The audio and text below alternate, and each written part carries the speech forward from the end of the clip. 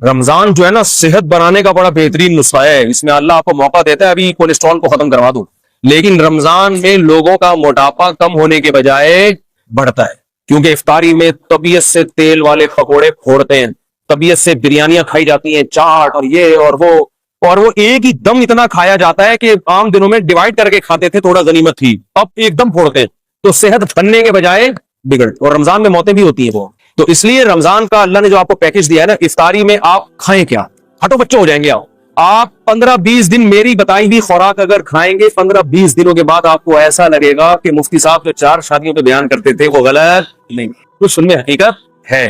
वो बातें आपको जो भी बुरी लगती है ना, वो अच्छी लगना, बोलो शुरू, जवान हो जाएंगे आप। एक काम आपने ये करना है कि ऑयल को सहरी इफ्तारी से निकालें, कुकिंग ऑयल। क्या करना है, बोलते क्यों नहीं, ऑयल को निकालें। जैतून का तेल 1-2 चम्मच इस्तेमाल कर लें आप।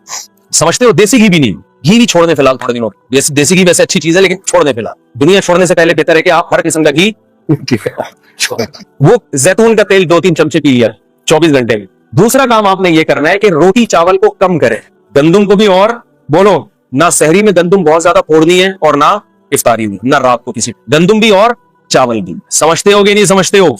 ज्यादा जो आपने फोकस करना है ना वो खजूर बहुत पावरफुल चीज है, पेट नहीं भरता उससे, मगर जो काम रोटी करती है ना और जो एनर्जी चाहिए वो खजूर से हमें ज्यादा मिलती है। हमारे यहाँ इफ्तारी में खजूर के साथ इतनी ज्यादती होती है कि एक खजूर की सुन्नत समझ के रोजा इफ्तार किया और फिर डायरेक्ट आ गए बिरयानी पे, कोल्ड ड्रिंक पे। अबे ये पेट भर के खाओ यार, तबीयत से खाओ, इस वक्त हजम भी होगी, जुज़्वे बदन भी बनेगी। आमतौर पे खजूर आसान नहीं होती हजम करना, खजूर आसानी से इतना कुछ खाया हुआ होता है, खजूर के लिए मैदा तैयार ही नहीं होता। इफ्तारी में आप तजर्बा करके देख ले, जितनी भी खजूरें खा ले आपका पेट खराब नहीं होगा, तो ज्यादा खाएं खजूरें। और ये कोल्ड ड्रिंक को एक तरफ रखें आप। अगर आप अव्वल तो शरबत, मैं तो कभी भी इफ्तारी में शरबत नहीं पीता, क्योंकि इफ्तारी में तजर्बा है कि शरबत अगर आपने पी लिया या पेट भर के रोटी खा ली तो मगरिब पड़ते ही आप टन हो जाते हैं किसी काम के तरावी के काबिल तो आप रहोगे। टन बस, मैं हूँ सुन्नी टन टनाटन वाला हिसाब, मैं हूँ कादरी सुन्नी टन टनाटन वाला हिसाब बनता है। ना तरावी पढ़ी जाएगी ना पढ़ाई जाएगी। पीछे देखो लोग तरावी में पहली रकत से ही ढूंढना शुरू कर देते हैं, सो रहे हैं। ये वो लोग हैं जिन्होंने इफ्तारी में रोटी पेट भर के खाई होती है, चावल पेट भर के। अगर ये चावल या रोटी से पेट ना भरते, खजूरें खाते या और कोई चीज खा लेते, मकई खा लेते, लोबिया की चाट खा लेते, लोबिया खाए उसकी चाट बना के, मजे की भी होती है, सफेद चने भी खा लें वो भी ठीक है। कार्बोहाइड्रेट जो है ना वो कम होना चाहिए। कार्ब वाली चीजें क्या होनी चाहिए, ऐसी चीजें जिनमें निशास्ता होता है, मिठास होती है। जैसे रोटी में तो बहुत कार्ब है ना, चावल में बहुत कार्ब है, ये कम खाएं। बाकी आप दालें खाएं, आप चाट खाएं, बेशक सफेद चने की चाट खा ले, दही बड़े खा ले, तो कोई इतना मसला नहीं है। जायदादें खा के बैठे हुए होते हैं लोग, कोई दही बड़े बड़े आराम से हजम हो जाए। तो यानी कुछ भी खा लें आप इफ्तारी में, बेहतर है कि खजूर ज्यादा खाएं। एक सेकंड, लेकिन आपने इफ्तारी में रोटी और चावल 3-4 दिन आपको टेंशन होगी, उसके बाद आदी हो जाएंगे, फिर मजा आना शुरू होगा कि यार क्या तबीयत हल्की फुल्की, आंखों में रोशनी तेज हो जाएगी। तो इस सहरी में भी आपने रोटी और चावल को कम करना है और ऑयली चीजों को, और इफ्तारी में भी रोटी चावल को आपने कम करना है। जब भूख लगे लोबिया की चाट खा ली या सफेद चने की चाट खा ली या काले चने की चाट, पकौड़े भी इतना कोई मसला नहीं करेंगे इनसे, पकौड़े भी खा, बेसन है ना वो भी इतना मसला नहीं करेगा पकौड़ा। ज्यादा जो टेंशन देगी ना आपको रोटी और चावल, और ये कोल्ड ड्रिंक और शरबत पियो टन।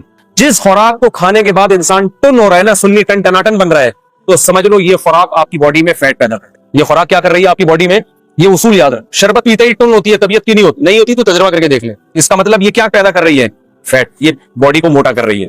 रोटी खाते ही तबीयत क्या हो जाती है, एकदम आदमी को गुनूदी। ये क्या कर रही है, फी नफसी जरूरी है रोटी, लेकिन आपको मैं रमजान का पैकेज दे रहा हूँ, ठीक है ना। और चावल को भी आधी रोटी खा लें बस, बहुत है। बाकी दूसरी चीज फल फ्रूट को फोकस, गोश्त खाएं तबीयत से। अल्लाह ने अगर पैसा दिया, गोश्त खाएं, मछली खाएं, गोश्त खाएं, ये चीजें खाएंगे फायदा होगा, नुकसान नहीं होगा।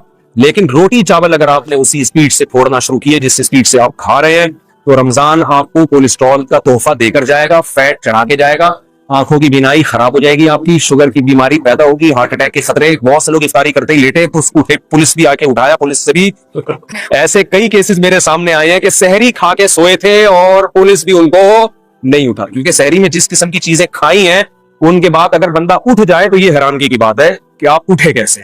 आपने तो उठने का कोई ऑप्शन, खजला खा रहे हैं सहरी में, इतना ऑयल से भरा हुआ होता है, पीनिया खा रहे हैं, और ये ऑयल भी मार्केटों का ऑयल जिसका पता नहीं है कि ये किस चीज का तेल है।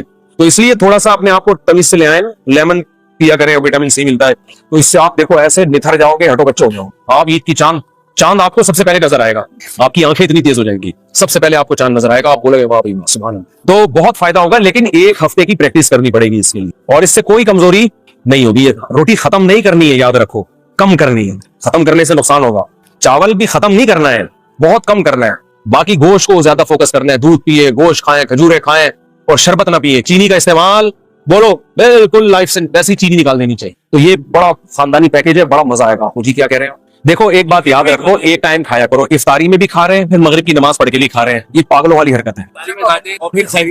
वो तो बेहतरीन, ये तो बहुत अच्छा काम है। मेरी तो आदत है, हाँ मुझे पता है, मेरी तो आदत है, हमारे यहाँ 15 मिनट बाद मगरिब की नमाज होती है, मैं इफ्तारी में खा लेता हूँ जितना खाना है, उसके बाद बस खत्म। बहुत अगर कभी तरावी के बाद भूख लगी तो खा लिया, वरना नहीं। लोग क्या करने, पहले इफ्तारी में खाते हैं, फिर मगरिब की नमाज पढ़ के आएंगे, फिर जाके खाना खाएंगे। हालांकि उनको पता है कि हमारी भूख, क्योंकि जब वक्फा आता है ना तो भूख नहीं रहती थी, तो ये पेट खराब होता है। रमजान में बीमारियां कम होने के बजाय बढ़ती हैं, तो रमजान बदनाम होता है इससे। वो हालांकि रमजान का कसूर नहीं है, वो आपका अपना कसूर। तो अगर आपने इफ्तारी के फौरन बाद खाना खाना है तो इफ्तारी में 2-3 खजूरें खाएं, नमाज पढ़ें, फिर खाना खाएं। लेकिन अगर नहीं है तो फिर तमीज से खाना खाने। और मस्जिद के इमाम को बोले कि थोड़ा लेट पढ़ा दो भाई, कोई भागे नहीं जा रहे यार, थोड़ा 1 महीना है, खाने तो दो तमीज से। वो भी खड़े हुए होते हैं, मौजिन साहब बस इधर कहा था जल्दी जल्दी खा रहा है और उधर अजान की आवाज आ गई, जुगाली करते हुए आ रहे होते हैं मस्जिद में।